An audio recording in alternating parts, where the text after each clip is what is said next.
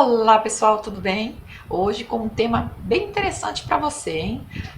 Na verdade, a gente vai falar hoje a respeito da importância da leitura da Bíblia e da oração.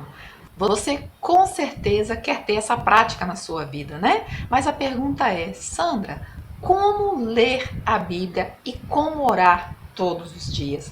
Aqui nesse vídeo eu te dou algumas dicas do que você necessita fazer, tá bom? Veja, esse tema eu estou falando aqui para você, principalmente que tem uma liderança. Por quê? Porque você é espelho, né? As pessoas estão observando a sua vida. Você quer realmente se sair bem naquilo que Deus colocou nas suas mãos para você fazer, não é verdade? Mas o que ocorre é que essa é uma prática para todos os crentes. Todo cristão precisa ter essa prática diária nas suas vidas. Muitas vezes a gente vê crentes tristes, cabisbaixos, sabe, que é desanimado, nem parece que é uma pessoa que conhece a Deus. E é justamente porque não tem contato com aquele que nos criou, com aquele que nos anima, com aquele que nos dá a palavra de vitória. Mas, enfim, né, falado tudo isso, sei que você já deixou aí a sua curtida, não é mesmo? Então vamos lá. A primeira coisa que você deve fazer para ter vitória na leitura da Bíblia e na oração diária. A primeira coisa delas é faça mesmo sem vontade. Por quê? Porque o que acontece é que muitas vezes, acontece comigo também, pessoal, eu não tenho vontade. Na verdade, é um desânimo. E você já ouviu aquela frase, né? Normalmente a gente diz, né? Poxa, eu não consigo dormir. E aí eu vou invento de ler a Bíblia na hora que eu estou sem sono. E aí é só você pegar a Bíblia e o sono vem, né? Parece até que é um comprimido, que é um remédio para você realmente despertar o sono. Já aconteceu com você? Já ouviu alguém falar sobre isso? Não é verdade? Então, claro que você não vai escolher esse horário, porque esse horário, na verdade, já vai despertar esse sono em você.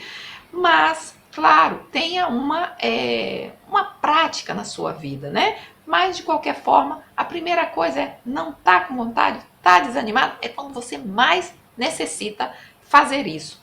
Leia a Bíblia mesmo sem vontade, ore mesmo sem vontade, mas tenha esse tempo na sua vida, ok? A segunda dica: você já comeu hoje? Já bebeu? Já tomou seu café? Já se alimentou? Ontem também? E amanhã com certeza, né? Então, da mesma forma você deve fazer com a leitura da Bíblia e com a oração.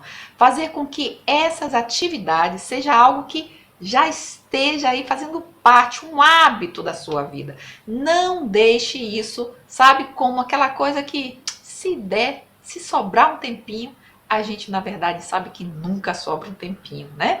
A gente sempre está pensando assim, poxa, se eu tivesse mais horas no dia para realizar o que eu tenho que realizar. Mas, na verdade, essas duas coisas são inegociáveis. Precisa estar nos hábitos que você já tem adquirido até aqui. Então, essa é a segunda dica.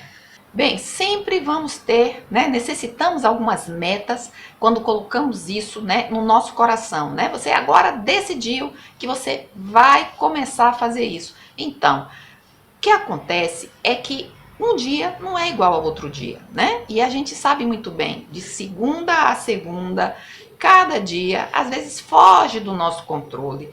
Então a gente já sabe que a gente não pode deixar de fazer. Mas como trabalhar, Sandra? Porque, claro, se eu coloquei isso no meu coração, e normalmente é assim, né? A gente, tudo que começa que vai assim com muito gás, né? Com muita disposição.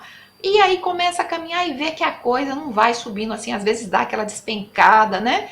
E aí é que tá o perigo, porque você tem aquela tendência de falar, poxa, eu já passei 2 dias, 3 dias, não vou começar de novo, vou deixar. E aí você vai se esquecendo, aí quando começa assim, mais ou menos, entende? Então você já sabe que isso é inegociável, né? Então, como trabalhar essa questão? Você tem uma meta, então você tem que fazer o seguinte: nos dias que estão mais cheios na sua vida, ou que mesmo que fosse um dia que não era para acontecer aquilo, né? Aconteceu um dia, aconteceu algo e muita coisa para fazer e ficou até aqui e não deu tempo. Faça menos coisas. Se você lia, por exemplo, um capítulo por dia, se essa era a sua meta, então, naquele dia que está mais cheio, leia um versículo, né? Leia um grupinho de versículos, mas leia menos tempo, tá? Se você costumava orar 1 hora, ore menos. Tire ali um momento de 10 minutos para você ler. Ou seja, nos dias mais cheios, a meta diminui, mas não deixa de acontecer.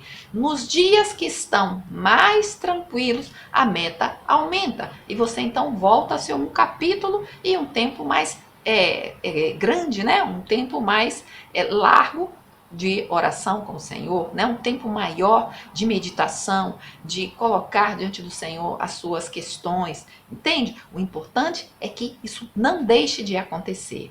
Outra dica, tem um pouco a ver com essas duas, né?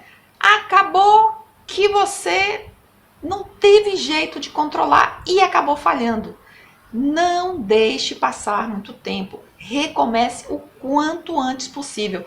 Não vá procrastinando. Não diga, depois eu faço, e esse depois eu faço, todos os dias, depois eu faço, depois eu faço. Se você for observar, já passaram aí meses e você não fez e você não começou. Então não permita. Falhou um dia, recomeça o quanto antes, tá?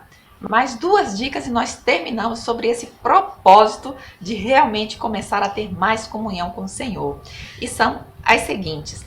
A primeira é que depois de tudo essa caminhada, é importante que você anote essa sua evolução, esse seu crescimento. Então é importante, tenha uma agenda, tenha um calendário, para você, né, que às vezes tem dificuldade, por exemplo, eu aqui tenho, por exemplo, um planner, sabe? Planner devocional. Se você quer dar uma olhadinha, tá aqui no link, vou deixar para você, tá bom? Dá uma olhada, vai lá no meu site. Então tem muita coisa boa para você trabalhar essa sua evolução de ter mais comunhão com o Senhor.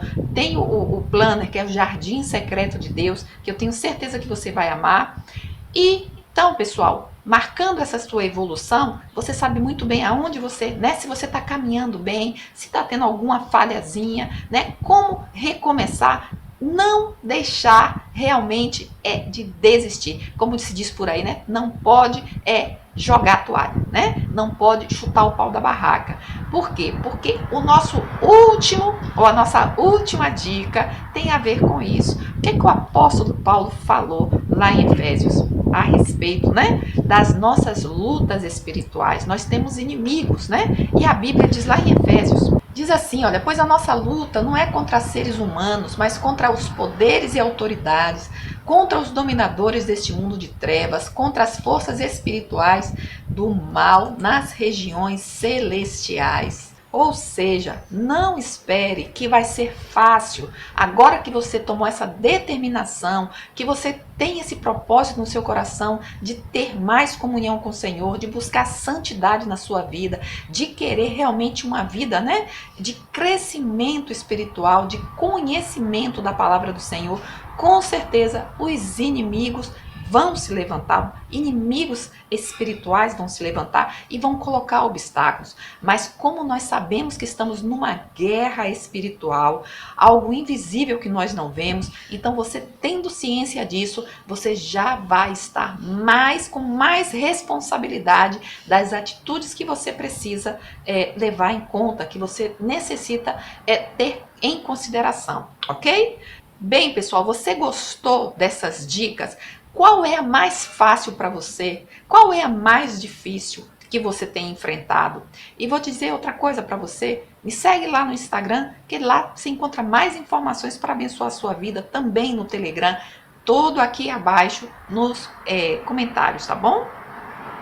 Tudo aqui abaixo nas notificações desse vídeo, ok, pessoal? Precisando da minha ajuda, qualquer necessidade que você tenha, comenta aqui, que no momento certo eu vou trazer aqui para abençoar a sua vida e de todos aqueles que estão nos assistindo agora. Sendo assim, compartilha para abençoar mais pessoas e não desista dos seus propósitos em crescer na presença do Senhor, porque com toda certeza, bem-aventurado você será, como está lá no Salmo 1. Bom? Então, um beijo grande, fica com Deus e até a próxima. Bye, bye.